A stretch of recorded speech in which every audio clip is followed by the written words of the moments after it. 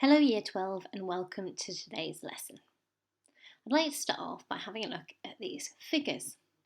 Extremely high figures. What could they refer to?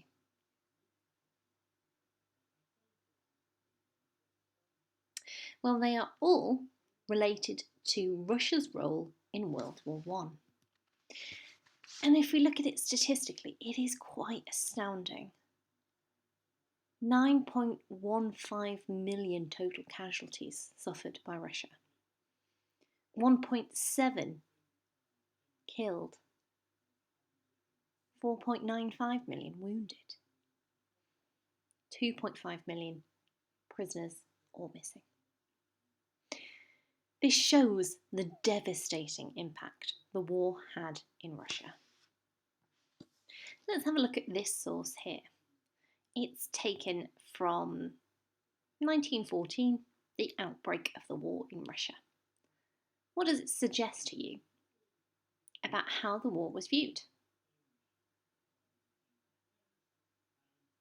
Well, this is clearly a piece of propaganda. Patriotic propaganda. Look at this Russian hero galloping off gallantly to war. He looks exciting, heroic. And what does that suggest about World War I? It shows us that it was very popular at first in 1914. Now have a look at this image. Here we've got a bear representing Russia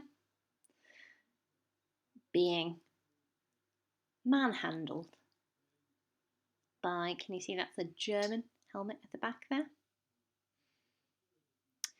It demonstrates that by the later end of the war, opinion had dramatically changed in Russia.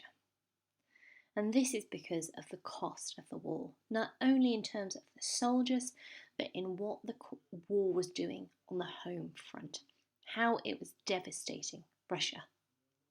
So by 1917, the war was militarily an utter disaster and had caused huge economic and social hardship back at home. So let's delve a little bit further into this. What problems did World War I exacerbate?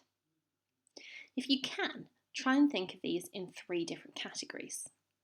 What social problems did it make worse? What economic problems did it make worse? And what political problems did it make worse?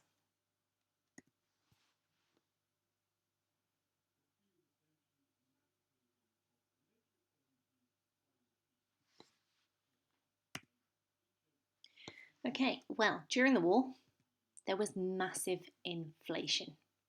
Hyperinflation, really, wasn't there? Then there were issues with food supply, with all of the cities basically starving because of the issue around transporting food in, it going rotten on the railway carriages themselves. We've got opposition to the Tsar because he is seen as a weak leader. The fact that he takes over the military himself and becomes commander-in-chief and then loses dreadfully. He can't shift the blame onto anyone else. It's his fault. And then the fact that the Tsar has left Rasputin and the Tsarina in charge of Russia, and they are now doing ministerial leapfrog. They are incredibly unpopular. Alexandra, of course, is seen as a Russian spy. So there is massive opposition to the Tsar because of World War I. Now, can we say that World War I caused all these problems? Or did these problems pre-exist World War I and World War I simply made them worse, exacerbated them? Now, World War I did play a role in bringing about the end of Tsarism. It's going to collapse in the February 1917 revolution, which is what we're going to study next. But how great a role did the war play? Historians have been debating this for the last 100 years. Did the regime collapse because of the stresses and strains placed on it by this huge war? I mean, think about the fact that Germany certainly disintegrated because of World War I, didn't it? Or was the Tsarist regime already doomed because it was led by Nicholas, who was unable and unwilling to reform, to change Russia into the constitutional monarchy it needed to be, because it was so backward, because it had these lingering social strains of an outdated peasantry.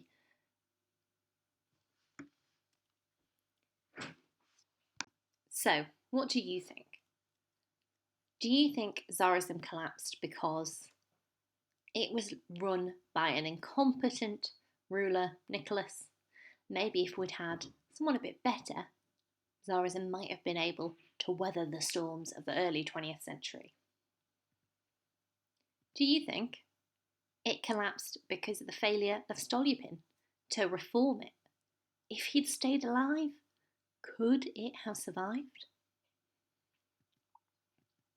Or do you think, do you know what, there's just no way it could have survived the World War, the pressures brought on it by World War One? Or do you think it is the longer kind of structural failure to modernise the economy and society, to really get properly rid of the peasantry? Is that the reason for the collapse of Tsarism? I'd like you now to read the information sheet entitled "Why Did Tsarism Collapse?" and divide your page into 4 boxes and write explanations of how each of these factors contributed to the fall of Tsarism.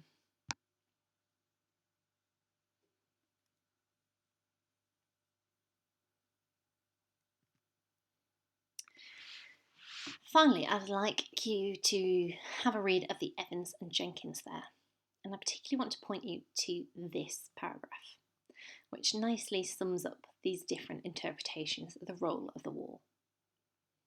One group argues that the war interrupted the development of a modern state along Western constitutional lines. In this view, the war, rather than revolutionary forces, caused the collapse of Tsarism as a result of its disastrous effects. Soldiers on the Eastern Front suffered from incompetent leadership, high mortalities and injuries, and inadequate provisioning, while the civilian population experienced the social hardship of food shortages, high prices, and increased demands in the workplace. Demoralisation and discontent spread. The Duma used war as an excuse to demand political concessions and a greater share in government. Others deny that the war had any decisive impact on the timing of the revolution, except to hold it back for a time. A variant of the role of war explanation is the presence of German agents in Russia who were intent on knocking out a wartime enemy. Whatever role was played in the downfall of Nicholas II, the fact that Russia remained an opponent of Germany after the February Revolution is seen as a key factor in bringing the Bolsheviks to power in October. They were the only party that consistently criticised the war and called for an immediate peace. So I want to leave it there, with that lingering foreboding shadowing there. Okay, the Tsar may be gone. However, the war is carrying on, and it will carry on until 1918.